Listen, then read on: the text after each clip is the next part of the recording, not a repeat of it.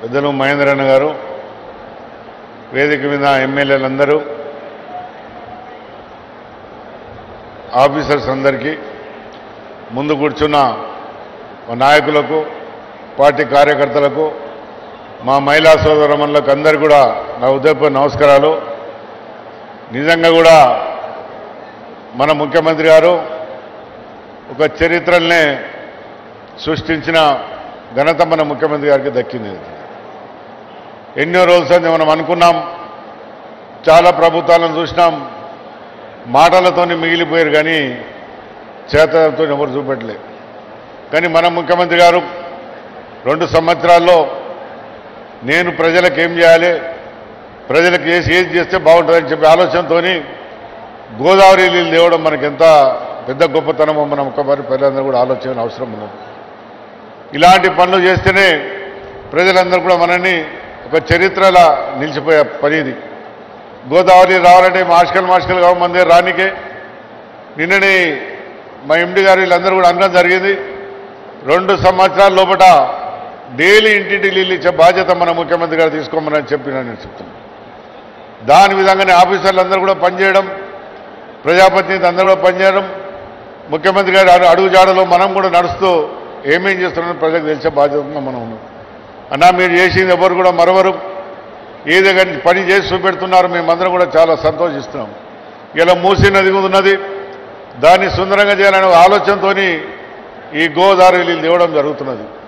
మీరు అనిపిస్తారు ఎప్పుడే కానీ సంవత్సరాలు చేసిన వాళ్ళు ఎవరు కూడా దాన్ని మూసీ నది మీద దృష్టి పెట్టలేదు.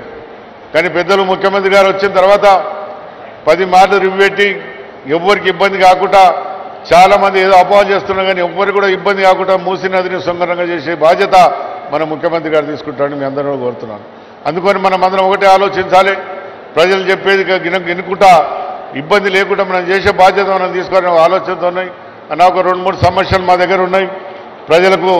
ఎందుకంటే ఏరియా చాలా పెద్దగా అవుతున్నది, అందరూ కూడా తెలుసు. ఇక్కడ జూనియర్ కాలేజ్ లేదు, మాకు ఒకటి జూనియర్ కాలేజ్ కావాలన్నా.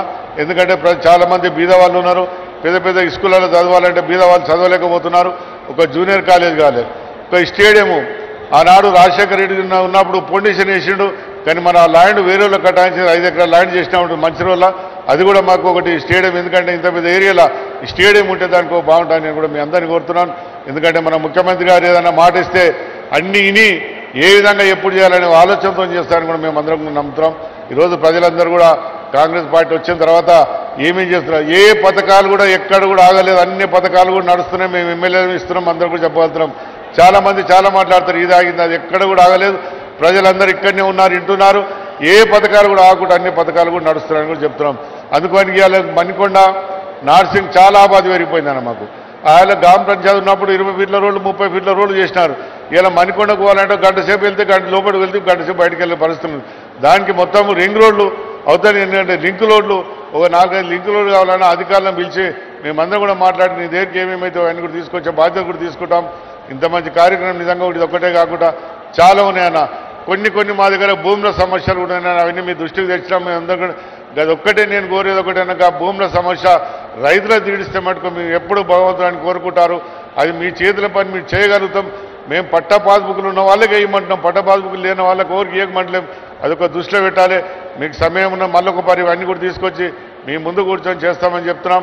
ఏదేం చెప్పినా అని నిజంగా కూడా 2 సంవత్సరాలు అయింది ముఖ్యమంత్రి అయ్యి.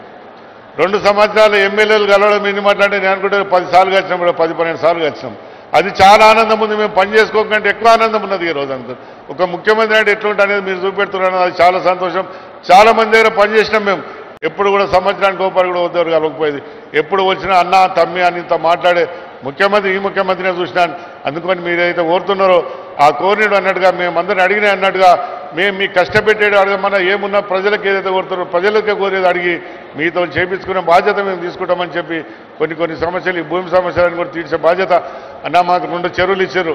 మా అదృష్టం మా కాన్స్టిట్యున్సీకి మంచిగా దీన్ని టూరిజం చేసి మీరు ఒక మంచి పేరు తెచ్చుకోవాలని చెప్తున్నారు. ఎందుకంటే మూసీ నది ఇంత సుందరంగా చేస్తున్నారు, దీన్ని తెలిసి అంటే అందరూ కూడా టూరిజం కూడా చేయాలని నేను కోరుతూ ఇంత మంచి కార్యక్రమంలో మంచి నాకు అవకాశం ఇచ్చి అందరికీ కూడా ఉదయపూర్వ నమస్కారం చెప్తూనే ముగిస్తున్నాను. థ్యాంక్ యూ అండి. ఆనరబుల్ టీ ప్రకాష్ గౌడ్ గారు, స్థానిక ఎమ్మెల్యే, సభాధ్యక్షుల సందేశానికి ధన్యవాదాలతో జిల్లా ఇన్ఛార్జి మంత్రివర్యులు పెద్దలు డి శ్రీధర్ బాబు గారి శుభాకాంక్ష.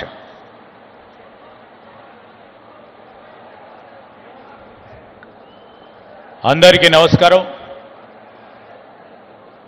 సభాధ్యక్షులు, స్థానిక గౌరవ శాసనసభ్యులు ప్రకాష్ గౌడ్ గారు, మరొక బృహత్తర మంచినీటి పథకానికి సంబంధించి తెలంగాణ రాష్ట్రం ఏర్పడ్డ తర్వాత 10 సంవత్సరాలు గడిచిన తర్వాత